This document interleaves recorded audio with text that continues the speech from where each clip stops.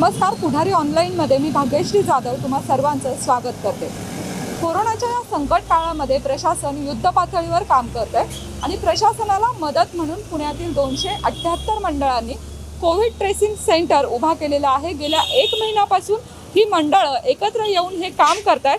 नक्की हे काम कशा पद्धतीने सुरू आहे याची माहिती सांगण्यासाठी माझ्यासोबत दगडूशेठ मित्र मंडळाचे कोषाध्यक्ष आहेत महेश सूर्यवंशी। काय सांगाल या सेंटरविषयी?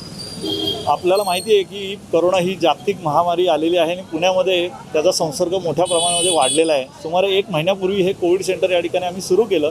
त्याच्या मागची जी भूमिका होती, संकल्पना होती की जो एक बाधित रुग्ण आपल्याला सापडतो त्याच्या संबंधामध्ये कोण व्यक्ती आलेले आहेत त्याचं कॉन्टॅक्ट ट्रेसिंग हे फक्त 6 ते 7 या संख्येतच होत होतं आणि सेंट्रल गव्हर्नमेंटच्या नॉर्मप्रमाणे ते 15-20 होणं अपेक्षित आहे।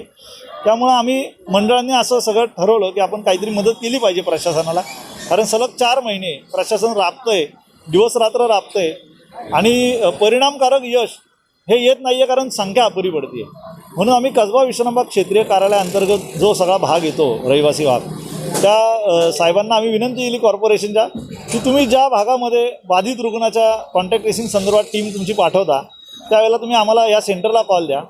या ठिकाणी 278 मंडळांचे प्रतिनिधी आम्ही एकत्र केलेत। प्रातिनिधिक स्वरूपात इथं प्रतिनिधी बसतात।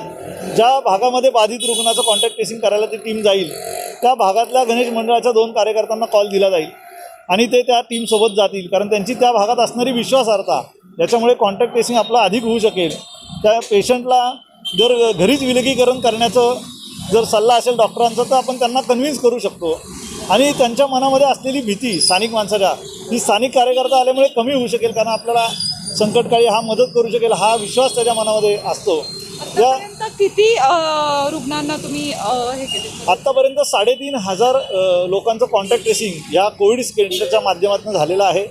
जे महानगरपालिकेचे जे महादळकर साहेब प्रमुख जे आहेत क्षेत्रीय अधिकारी ते आणि त्यांची टीम आणि गणेश मंडळांचे इथले प्रतिनिधी यांचा एकत्रीकरण करून खूप चांगला प्रभाव आपण साधारण रोज 15 ते 20 कॉन्टॅक्ट ट्रेसिंग एका रुग्णाचे करतो आणि रोज 200 कॉन्टॅक्ट ट्रेसिंग ह्या केंद्राच्या माध्यमातून होत आहेत आणि खूप चांगला परिणाम या कसबा विश्रामबाग क्षेत्रीय कार्यालयातल्या रुग्णसंख्येवर त्याचा झालेला आहे आणि चांगल्या पद्धतीने लोकांनाही ट्रीटमेंट मिळते, त्यांना वैद्यकीय प्रवेश मिळतो आणि त्यांच्या चाचण्या देखील चांगल्या पद्धतीने होऊ शकतात।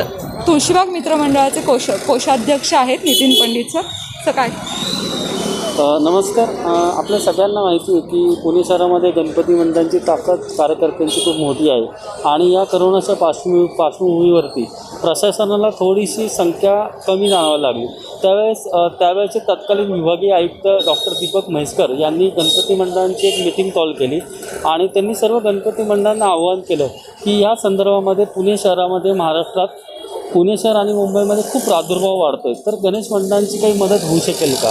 तर त्या पद्धतीने आम्ही त्यांना सांगितलं की गणेश मंडळ अशा कुठल्याही नैसर्गिक आपत्तीमध्ये प्रशासनाबरोबर असतात आणि मग त्यावेळेस जय गणेश व्यासपीठ हे पुण्यातील गणपती मंडळांचं हक्काचं एक व्यासपीठ आहे कार्यकर्त्यांचं।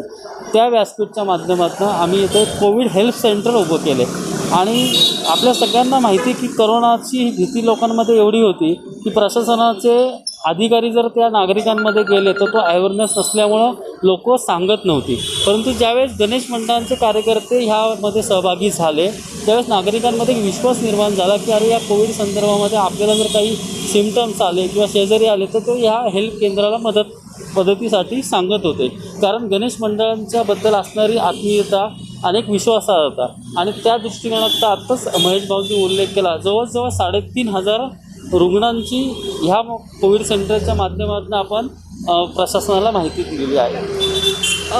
अशा पद्धतीने प्रशासनाला एक मदत व्हावी म्हणून या 278 मंडळांनी हे कोविड ट्रेसिंग सेंटर उभा केलेला आहे आणि यांचा आदर्श इतर मंडळांनी घेतला पाहिजे। भाग्यश्री जाधव, पुढारी ऑनलाईन, पुणे। ताज्या बातम्या आणि अपडेट्ससाठी पुढारी ऑनलाईन या यूट्यूब चॅनलला सबस्क्राईब करा आणि त्याचबरोबर नोटिफिकेशन मिळवण्यासाठी बेल आयकॉनवर क्लिक करा।